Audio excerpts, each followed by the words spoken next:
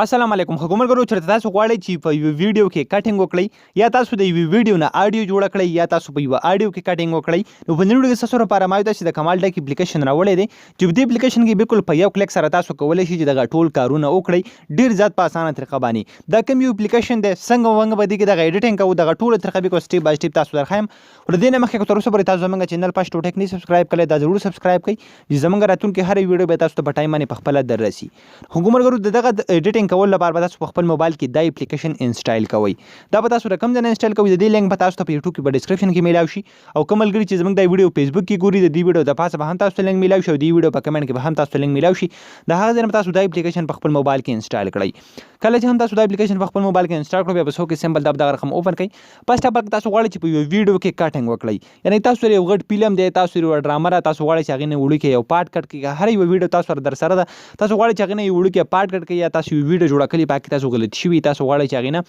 سټارټ کټ کړئ یا د لاسټ کې څه ځای کټ کړئ نو هغه تاسو د دې اپشن نه سره کولی شئ سمپل به په دې باندې کلیک کړئ تاسو مکمل میموري کارت کې چې څومره فولډر دي یا په فون کې هغه به تاسو ته اوپن شي تاسو به هغه ویډیو راواخلئ په کوم کې چې تاسو کټینګ کول غواړئ تاسو ته ښکاري ما دا ویډیو دلته راواخیستله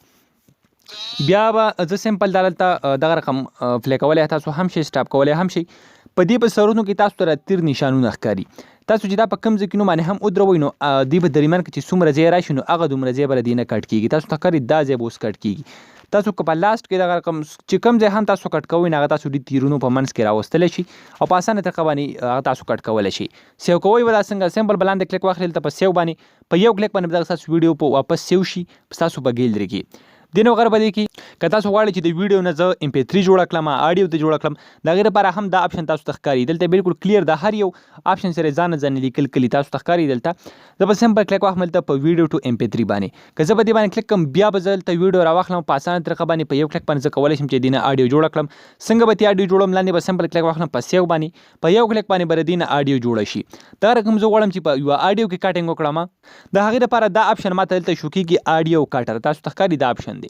که زه کلیک کوم دلته په دې باندې نو څومره چې زما سره په فون کې یا په میموري کارت کې دغه آډیوز دي MP3 دي که هغه زما سره ګانې دي که هر څیز دی خو چې هغه په آډیو کې دی هغه به ټول تاسو دلته شو شي مطلب زه غواړم دا دلته سلیکټ کړم او بیا زه غواړم چې دا آډیو زه کټ کړم نو زه اورېدی هم شم دلته تاسو ته ښکاري پلی نشان تاسو ته درکړی دی دلته تاسو ته دوه نشانونه ښکاري یو دا دی بل دا دی په دې کې چې هم د دغه مخکې چې تاسو ته ما څنګه ویډیو کې طریقه وښوله چې په دغه تیرونه کې تاسو څومره ځای هم راونیسئ نو هغه دومره ځای به دې کټ کېږي دغه شان تاسو دلته په آډیو کې هم دغه طریقه کولی شئ تاسو ته ښکاري په څومره ځای باندې چې هم را تاسو ودروئ هغه دومره به دې نه کټ کېږي سیو کوئ به څنګه لاندې به سمپل کلیک واخلئ دلته په دې ټیک مارک نشان باندې تاسو ته به بل یو اپشن شو شي سیو په دې سیو باندې به کلیک کوئ په یو کلیک باندې به دغه آډیو ستاسو په فون میموري کې یا په میموري کارت کې سیو شي او تاسو په اسانه طریقه باندې به دغه کتلی شي خو ګمرګرو په دغه طریقه باندې تاسو کولی شئ چې ډېر زیات په اسانه طریقه باندې د ویډیو نه آډیو جوړه کړئ یا په ویډیو کې کټینګ وکړئ یا په آډیو کې دا اپلیکیشن د دغې لپاره ډېر زیات اسان دی او تاسو په اسانه طریقه باندې په دې کې دغه ایډیټینګ کولی شئ